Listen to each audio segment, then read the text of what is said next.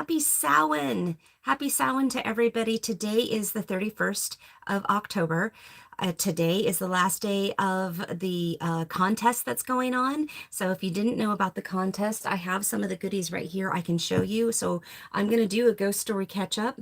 Let me just show you what's going on. So today is the deadline at midnight to email me your ghost story. It could be a ghost story that didn't happen to you, but it's your favorite to tell at parties or, social events. Or it could be a personal experience that happened to you. We already have several entries. We probably have a good, I want to say like 13 entries right now, but I just wanted to remind you today is the final push. Email me your ghost story at ravenflowerwest@gmail.com. And my family and I will go through the ghost stories and we'll kind of like have a little meeting and everything and pick our top 5. And then I will be doing a poll right here on YouTube for you guys to vote for your favorites. We're going to read the 5 ghost stories next Saturday that we pick. We're going to do like a live, by candlelight. Depending on, there could be like an actual like fire situation by the fire or by candlelight. We don't know. We don't know what the weather's going to do. So yes, we're going to read the 5 stories and then we're going to put up the poll so that you guys can vote. So that's a thing. So there are 3 prizes. We'll do first, second, and third. These are not going in order. Actually, you know what? We could. So the first one would be the Jack-o'-lantern tarot. This is one of the prizes. So this would probably be, I don't know, third prize, third place. Then second place is this beautiful, it's a rectangle altar cloth, and it's quite large, and it has gold and silver on it. Beautiful, but it is very long, very big. See, I'm trying to unfold it here, but look at the filigree kind of work on it, little Celtic knots and things like that, and these beautiful pentacles all the way through. So it's a big, long, rectangle, gorgeous cloth, and that will be second prize. I'm just going in the order how much they cost. Then I have the first place prize is and I gotta get it out of all of my stuff, is a black obsidian sphere. So let me just unpack it here. This is a beautiful black obsidian sphere. Good size, as you can see in my hand. Very nice. And it also comes with a little stand. So black obsidian sphere is first place prize. And so, yeah, send me your ghost stories via email. That's the best way for me to get them. If you sent it by mail, I need to go check my mailbox over in Langley. But I don't know. It's sometimes a pain in the butt to get there. So just email me at ravenflowerwest@gmail.com. And if you are one of the lucky 5, then we will read those out loud next Saturday in a live. And then we'll put up the poll for you guys to vote. And you'll have a week to vote. And then we'll name the winners. Yay, exciting. So 31 days of ghost stories. So Bear and I have one final ghost story for you tonight. We're getting dressed up and sitting at the edge of our driveway and kind of decorating around the edge of our driveway. I'm actually going to be pulling oracle cards, and I look not like a gypsy, but like an old world sort of pagan lady. So I don't have a witchy hat, but I have like a shroudy thing and whatever. So and then Bear's going to be dressed up like a wizard. So we're going to be at the edge of our driveway. We got a big old dragon with its wings, and we've got skeletons running for getting out, and it's whatever. We're doing fun stuff. So we'll do that once we're all dressed up or whatever, and we'll do it down there so you guys can hear about our other story. But now let me get up to talking about my ghost story that happened to me while I was pregnant with Ridley. So my pregnancy with Ridley was very different than my first pregnancy with my son. Totally different. When I was pregnant with my son, that I did an open adoption. I don't know if you guys know that, but I did. I'm a birth mom, and I picked his parents. I was very young and still in high school, and so I was a teen mom, and that's what I decided to do. So my pregnancy with him was difficult, but not as hard because I was younger, maybe. I don't know. But when I got pregnant with Ridley, it was a lot of drama. It was a lot of drama. My husband was overseas in Bosnia. I was by myself. I was put on bed rest very, very early in the pregnancy, and I just had a lot of complications. I was in and out of the hospital with this one. They wanted to come out early. They ended up coming out 3 weeks early, but it was a very, very difficult pregnancy. Um, After I was sick. Oh, I was so sick. I was morning, noon, and night sick. There was no thing of just morning sick. It was just, I was just constantly sick. The smell of my roommates making hamburgers, like it didn't matter. I was just bleh, like it was just gross. Everything was just gross. And I just couldn't. My esophagus started bleeding at 4 months pregnant. It was just every hurdle that somebody had to go through, I had to go through. I mean, it was just whatever. Oh, I gotta sneeze. Hold on. Excuse me. Whew. I didn't want to sneeze on the camera, so I held it. Excuse me. um, so I was, like I said, I was hospitalized. They actually gave me steroids early on because they just didn't know when the baby was going to come out, and it could have been any moment. So I was hospitalized 2 times, 3 times, 4 times in the hospital with Ridley. It was a pretty intense pregnancy. I was alone for most of it. I did have roommates in the house, but they were always gone. And then they always left their very weird, wacky dog who I think had mental issues, that dog. So it was just me and Howard the cat, and just sort of like waiting for a phone call or an email from my husband at the time, to find out, how he was doing. We didn't have social media at that time. I mean, we didn't, it was a rough time. It was a very rough pregnancy, very, very rough. I remember being really sick and coming back out of the hospital and just not being able to keep food down. I was pretty weak. And there was actually, okay, so this is placed in Ventura. This is Ventura, California, but it's on the way to Ojai or Oakview. So you can like enter the mountains. So there's like literally a little mountain pass that you've got to go through in order to get up onto the mountain and things like that. And we were on that straightaway, in that highway, and I can't, it's escaping me right now. I can't remember. But we were kind of like at the corner, you know, renting this house. It was a fairly new house, but it did have quite a bit of activity. There was a lot of comings and goings.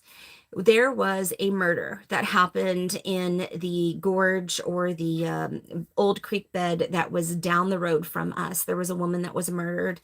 And I ended up going into labor that day. I went into labor. I was walking with my roommate. We thought that I could take just a regular walk, and it wanted to kind of stay fit. And when you're getting close to delivering, you're having these problems, you want to make sure you're strengthening those muscles and doing everything that you need to so that you can handle labor when you get there. That's something that most pregnant women will do. So we went on a pretty casual walk. We weren't, exerting a whole lot of energy. She was kind of taking it easy on me. And I was probably 7 months. I think I was getting ready. We were talking about what to do for the baby shower.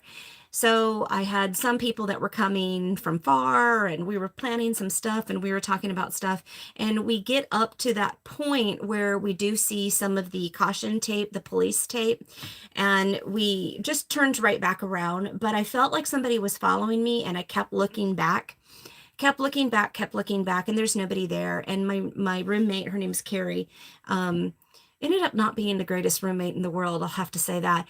But yeah, Carrie's like, what are you looking at? Like, she's just like, oh, is this like pregnant brain? Like, poor pregnant people, I'm telling you, we get blamed for the craziest shit. Anyhow, so something else I should also say is that while I was pregnant with Ridley, this has not happened to me since, but while I was pregnant with Ridley, somewhere between 5 months and when I delivered, I could touch somebody, like a handshake or somebody giving me a hug, and I could see past traumas that happened to them, like an old movie, like the flickering of an old movie in slow motion, and I could see what happened to them, and it was horrible.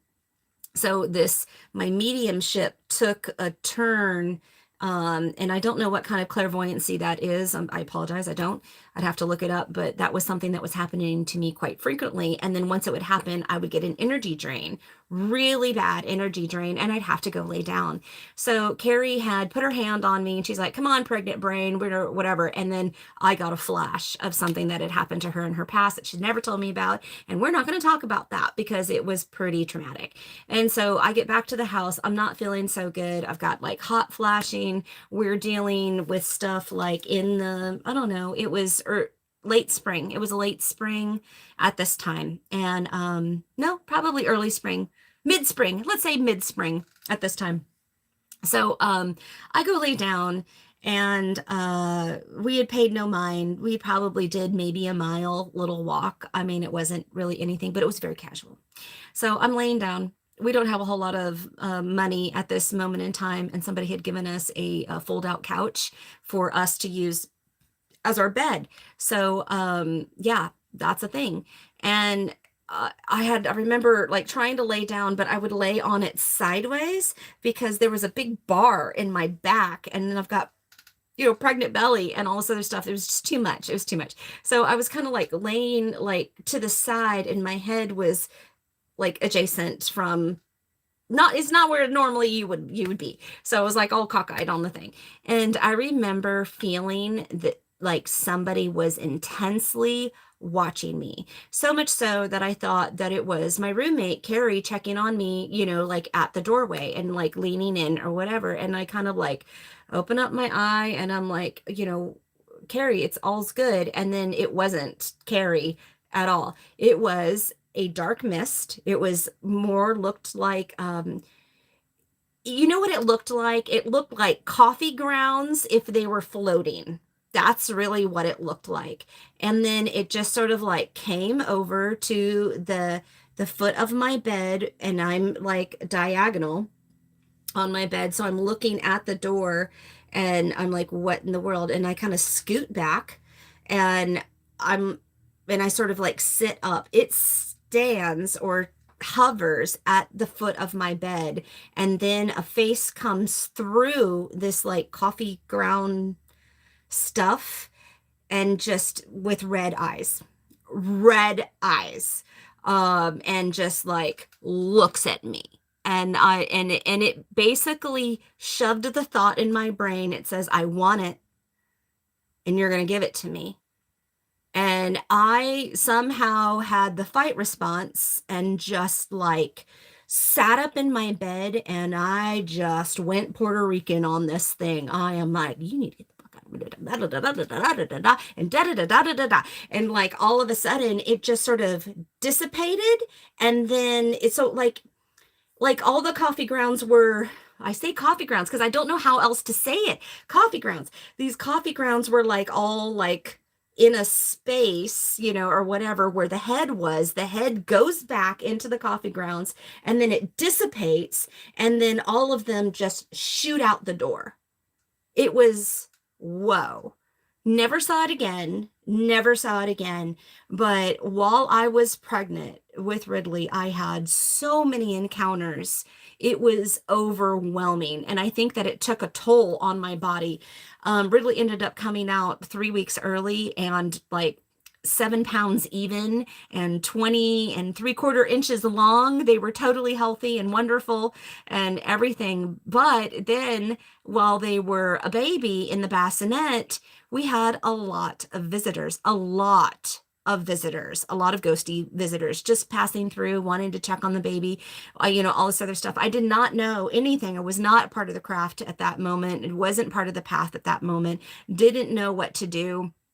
And basically like fighting off ghosties with a stick. I mean, really, that's what I was doing most of the time I was pregnant with them. It was hell.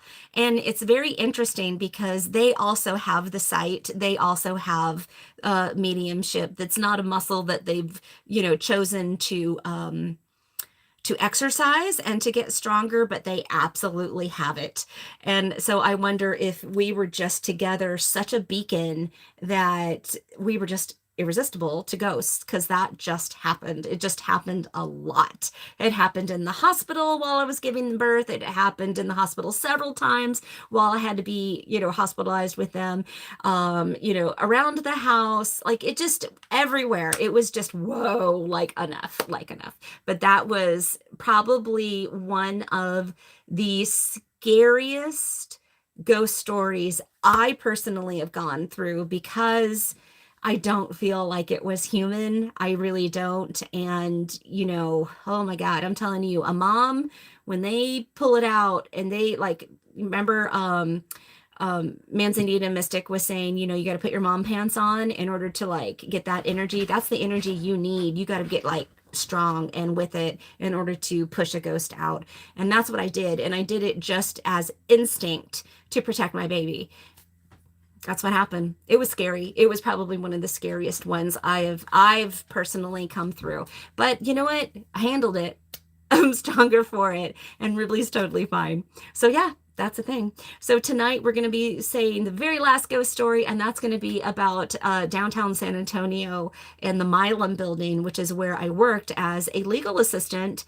And it is haunted. You can look up the Milam building. That's MIL, I think AM building in San Antonio and see all this other stuff. It has links to the mafia and also the Great Depression and the big crash that had happened on the stock market. And there's just a lot of actual death around that building. Super haunted. Super haunted. I worked there for about 3 years for various attorneys, and I'm telling you, it was just a hotbed. It was just a hotbed. And there was one time Bear was with me, or a couple of times Bear was with me, and we had heard stuff. So you're going to want to tune in for that. Love you guys. Be safe tonight. Have a wonderful, wonderful evening. Happy Samhain. Yeah.